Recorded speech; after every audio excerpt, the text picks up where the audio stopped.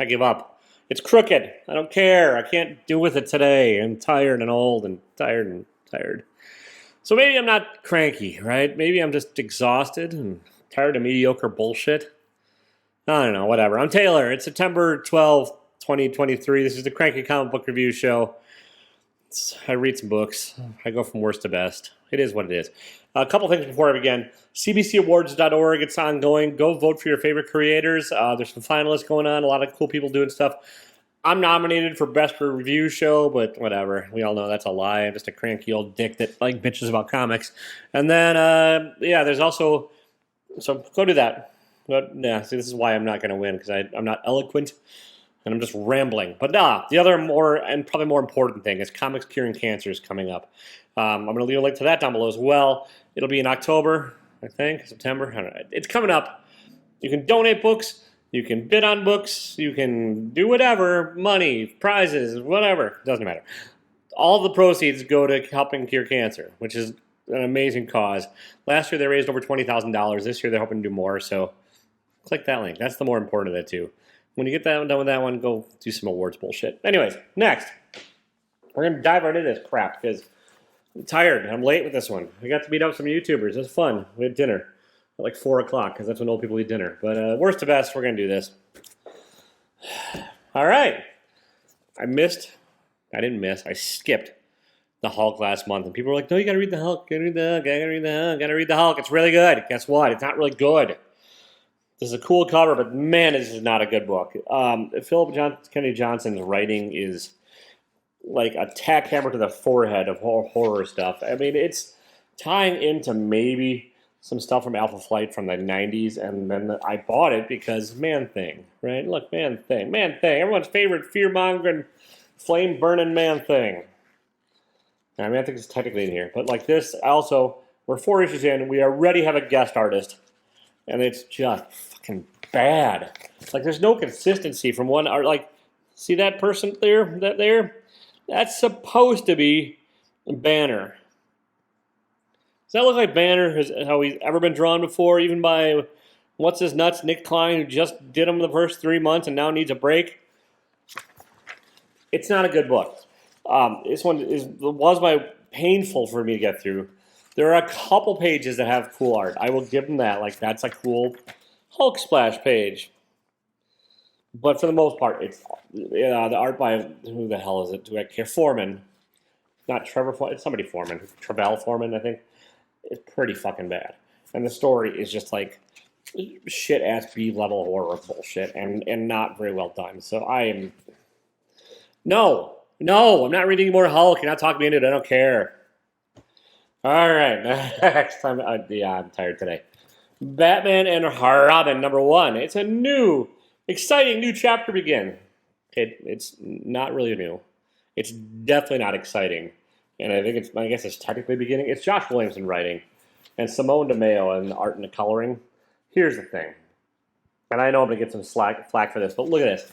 You see all the spotty whites all over the page? I dare you, I defy you to find a focal point anywhere on this page. Simone DeMeo's art is with the coloring, is so goddamn distracting throughout the most of this that it's really hard to actually, like, focus on the story. When they're coloring their own stuff, it's just such a mess that, like, nothing stands out. And it really is distracting, and it really drove me nuts. Like, they're using all this computer shadowing and computer lighting to, like, try and be edgy and dynamic and stuff, and it just comes across where everything reads as a pattern on the page and not as comic art. And it's god-awful. And then the story, spoilers, Damian Wayne moves into his Batman. That's issue 1. It's boring. I don't care. There's a villain. I mean, at the end there's a little bit of a cliffhanger and stuff, but just nothing enough to grab me. Like, and honestly, look, I respect their skills and artists. I do. And like, I think if somebody else were coloring it, or they had somebody as an editor saying, hey, tone down some of the coloring shit. Also, look at how many words on that goddamn page. Josh Williamson knows better. Like, show, don't tell. That's way too much goddamn dialogue for a page of comics. It is just fucking word vomit. and not very good. Honestly, it's not a very good book. All right, next.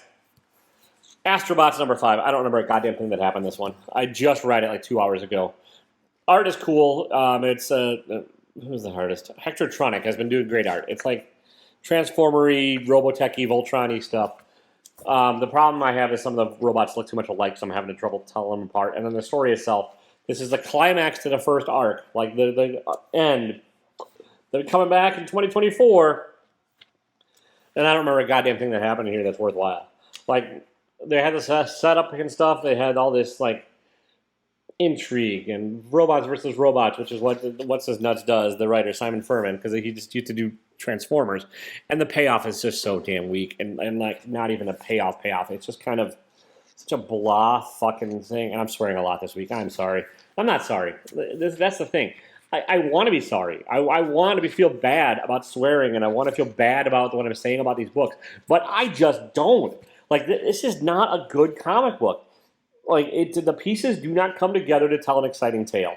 And when you're 5 issues in, and this is the end of an arc, you've got to give something to fucking have people sink their teeth into and want to keep reading. And there's nothing in here.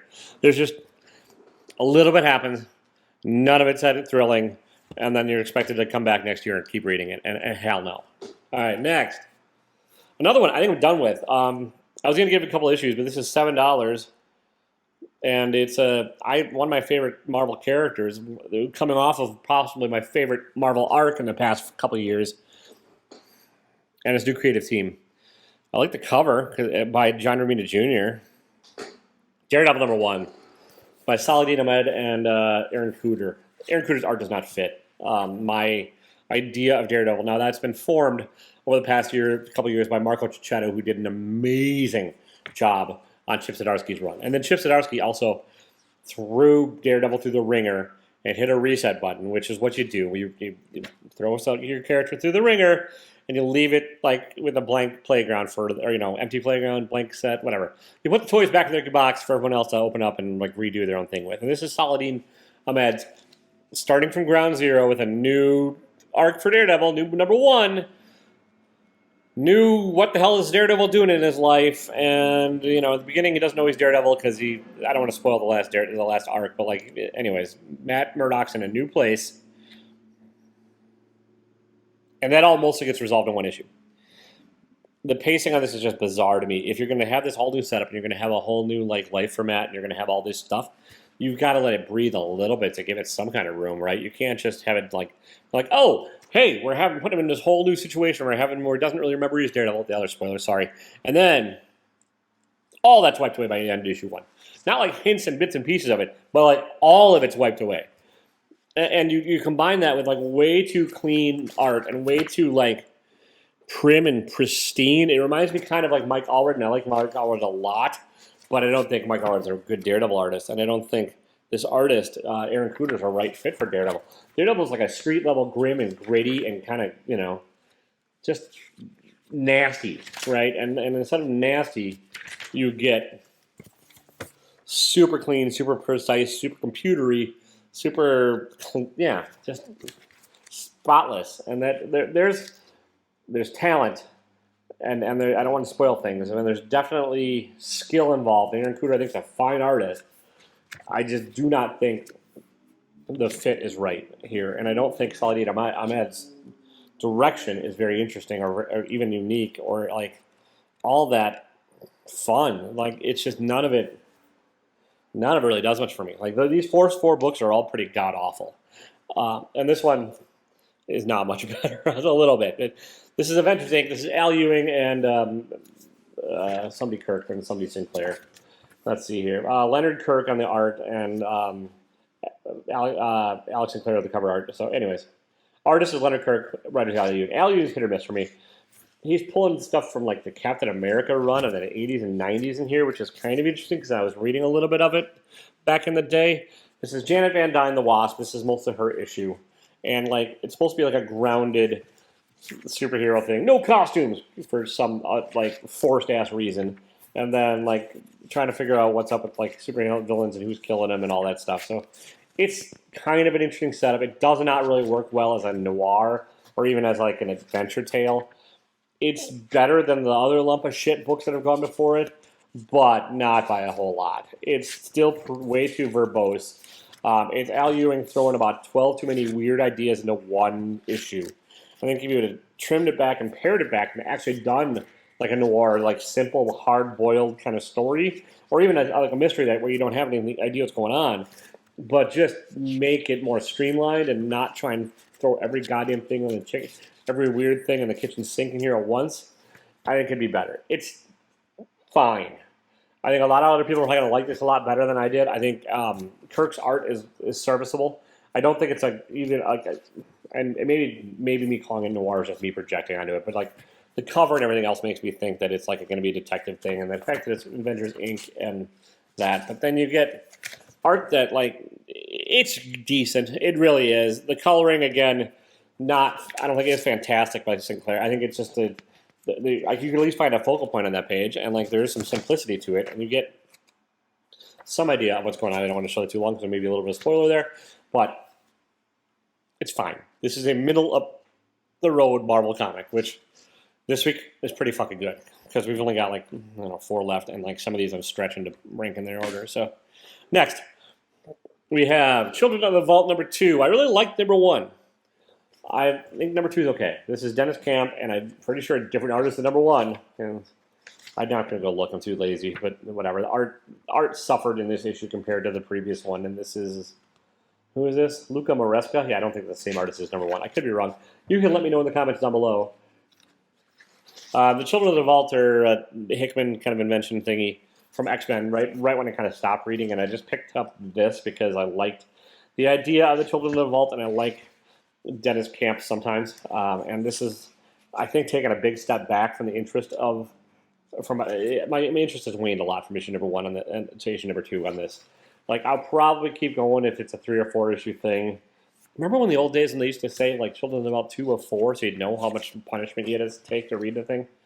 So I'll look it up and I'll see. But, like, it's got a lot of the Hickman tropes where you have, like, a page of dialogue that sort of explains backstory and, like, your charts and all this stuff. And so it's, like, paying homage to the Hickman stuff that came before it. You get Cable and Bishop, but, like, the interest and, like, what's going on in this issue does sort of, like, tell some of the story of the Children of the Vault, but it's not very interesting.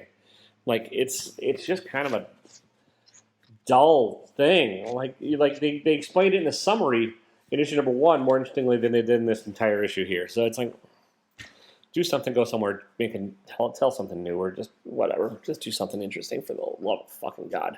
All right, next. We have Tear Us Apart number 1, Dark Horse. I was not even going to pick this one up, but like I looked at the art and I thought it was decent. So this is written by Jay Baruchel, and Van Jensen with art by Alessandro Michele. I'm butchering all the art. The art is pretty sure it's digitally made, but it's kind of a cool effect. It's all watercoloring and washes. Kind of reminds me of other people whose names I can't remember right now. It's got a little bit of Jeff Lemire sensibilities to it, but it's not Lemire style. But like you get the monotone palettes, you get sort of a simplistic thing to it, which I appreciate. The story's kind of like a Hunger Games-y, Twilight Zone-y, like kids thing, in a weird mystical religion thing, without trying to spoil a whole lot. I don't know if there's enough to really, truly grab me and have me pick it up monthly, but I think there is enough here where like I'll hunt down a trade paperback. Or at least I'll go see what other people have said about the trade paperback and maybe pick it up from there. It does have like kids versus kids. It's got like, it's hitting on a lot of fairly familiar tropes, and I think maybe it adds a little bit something new to it, a little bit. But I don't know if that a little bit that they add that is new is enough to grab me, if that makes any sense. So it's not bad. I think the art is fairly strong.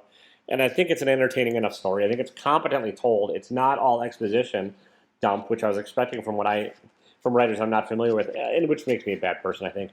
I just expect that, like, writers I don't know are going to have, like, 40,000 pages of dialogue instead of just showing some shit. And this didn't do it. It mostly showed stuff. There are a few panels where I was confused as to what's going on, but they were action panels, and you can, like, figure it out by the context of it. So I think this is a decent book. Next, we have Batman, Gargoyles of Gotham by Raphael Grampa, who I'm probably, Grampa? how do you say it when it has the thingy over the A? Anyways, it doesn't matter.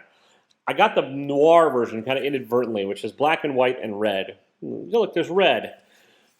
I love Raphael Grandpa's art. I think his art is strong, and I think it's great. I think that's carrying this book. It's another sort of retelling of Batman's origin. There's a new villain that's new to the thing. That's kind of redoing the Batman stuff, and like Raphael, I think thinks he has a unique perspective on the Batman Bruce Wayne thing. It's not really, and then what's holding it back is look at all that words. Holy shit, it's a fucking novel. And this is what I expect from somebody who's like mostly an artist in my mind and not a writer. You just get a ton of word bubbles and a ton of exposition and a ton of that stuff throughout here. But what does save it, honestly, and what elevates it above to the tear us apart by a bit is the coolest shit art. Like, I love Grandpa's style, and I love like their like way of doing it. I think the black and white and red works really well. I think it probably also will work in color. I didn't look, and like I said, I just grabbed one off the shelf, and I didn't realize I was grabbing black and white. And like, the art is fucking cool. And sometimes, not often, but sometimes that's enough to like rank books above other books, and that's what's going on here. The story itself, it's fine. It's not gonna wow Batman fans with a lot of new shit. It's like an Elseworldsy, is it a Black Label, whatever DC calls their crap now. It's not continuity now. It's that, and that's fine. It's a fine story. I think it needed an editor. I think probably a co-writer really would have helped. And I think somebody like looking at Grandpa and saying, that's kind of all been done before, right? But it's cool art, so that's what put it to where it is. And this leads me to my favorite book of the week, which is also a weird one. It's like I said, it is not a good week for comics. This is just a shit ass week. But Creepshow #1, and the weird thing of it is there's two stories in here. There's a Garth Ennis story, which is illustrated by, Becky Cloonan, and then there's a Phil Hester story in the back. It's the Garth Ennis story that I really kind of like. It's not subtle. I mean, not that Garth Ennis is really ever subtle. This is just, it hits you over the head, kind of like, oh, you think you've got morals and you're on the certain side of things? Well, let's talk about that kind of thing. And like, it kind of fits the old EC, the Creepshow thing, where like you don't have a lot of room. So subtlety is not going to like win you any points. You get half the issue, and so you're going to have to throw out some gross out stuff and some dead babies. So you get gross out stuff, and you get a lot of dead babies. And that's the Garth Ennis thing. The Phil Hester story, it's just weird. I like Hester's art. He's got this like sparse style to it. Again, like when he's doing his own stuff and coloring his own stuff, it's hard to find a focal point on something, but it's also not the overly obnoxious like faux light source superhero-y or digital stuff that Simone DeMaio did on theirs. But like, it's a horror story, but like the story itself, it's like, all right, it's kind of Lovecraftian, kind of whatever. It's not bad. And then there's the best part of the book, honestly, is this 2-page Transformers shit thing at the back, which makes me excited to read Transformers. But the Garth Ennis carries it. And am I going to get more of this? Nah. But, I mean, it was a $4 book. It's my favorite story of the week. And so a half of this book where I have a good, weird Garth Ennis story I actually like carries it above the rest of the slop this week. So, like, that's what I've got. I know I'm maybe extra cranky, and I don't really care. We get the... God damn it, this just pisses me off. The book has potential, that's the really thing. And holy fuck, that art, and then Josh Williamson knows better. I don't know. If you remember what happened in this, you can let me know. I'm not reading it again. And none of this shit just fits Daredevil.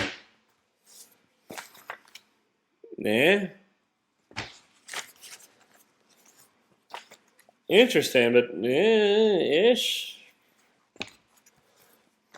Hunger, Twilighty, Zony, Tear Us Apart, pretty not bad.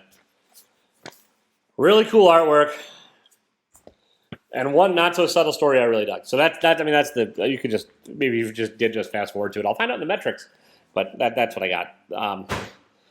Don't be a dick, even if you just had steak tacos and you're kind of gassy. See ya.